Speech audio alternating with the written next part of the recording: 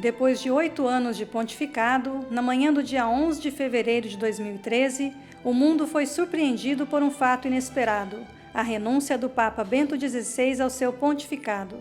Na presença de muitos dos seus amigos cardeais que o acompanharam nos últimos anos, aos 85 anos, o Papa alemão disse que renunciava por sentir que suas forças já não eram mais idôneas para exercer adequadamente o ministério petrino. Em todo o mundo, as dioceses, bispos, padres e fiéis receberam com surpresa a notícia da renúncia. Me recordo, nós estávamos numa celebração litúrgica com um grupo de sacerdotes na Arquidiocese de Porto Alegre e durante a celebração, de repente, surgiu, por assim dizer, um comentário entre os padres que estavam ali na concelebração. Alguém havia recebido a notícia através de, não sei, Facebook ou e-mail ou coisa parecida, né, de que o Papa haveria renunciado. Nós, digamos assim, dessa geração jamais havíamos ouvido falar de que um Papa tivesse renunciado na história recente da Igreja. Primeiramente foi um momento de grande susto, porque não era algo que particularmente eu esperava. Eu estava em Campo Grande orientando o retiro dos seminaristas de todo o Regional Oeste 1, seminaristas da Teologia, e na manhã fui surpreendido quando um seminarista, batendo a porta, então anuncia: padre, o Papa renunciou. Foi um misto de sentimentos, a princípio preocupação, depois também pensar o que se passava também na vida do nosso Papa. Então foi um momento assim de profunda intimidade com Deus, pedindo justamente forças para que tudo aquilo que vinha acontecendo na Igreja e até mesmo para que a realidade e a proposta de Bento XVI pudesse estar plenamente dentro desta vontade e também no coração do próprio Deus.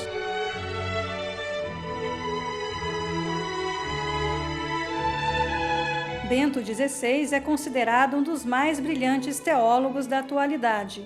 Ao longo de seu rico magistério, publicou diversos livros e deixou uma grande herança teológica e espiritual para a Igreja. O Papa Bento XVI, a figura do Josef Ratzinger, se quisermos, né, marcou a história recente da Igreja. Né?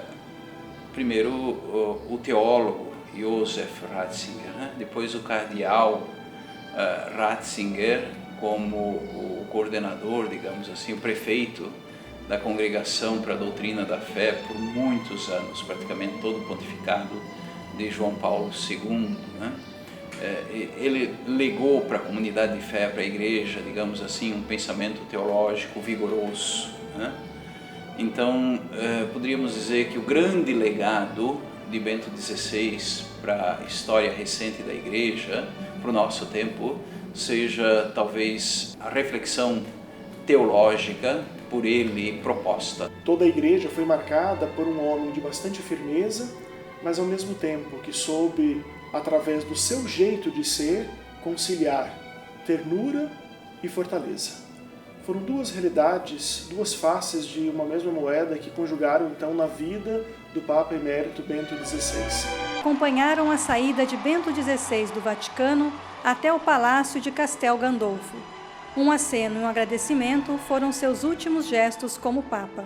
Diante da fragilidade humana que este homem sente, da própria fragilidade, né?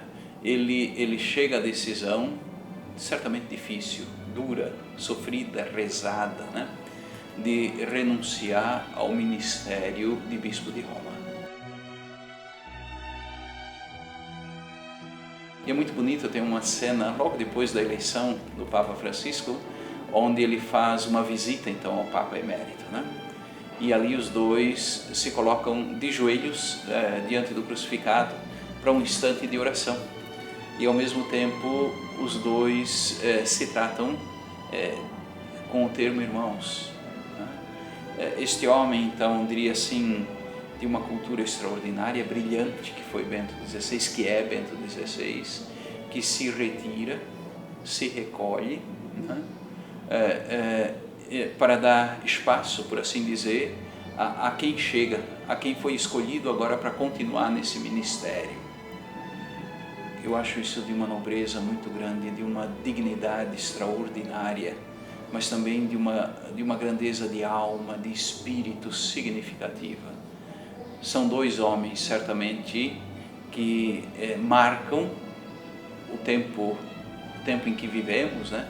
E que marcarão certamente a história da Igreja. O Papa Emérito Bento XVI nos deixa esta proposta de poder perceber Deus, e não somente perceber, viver Deus. Em vários momentos ele nos chamava a atenção. É preciso não somente se preocupar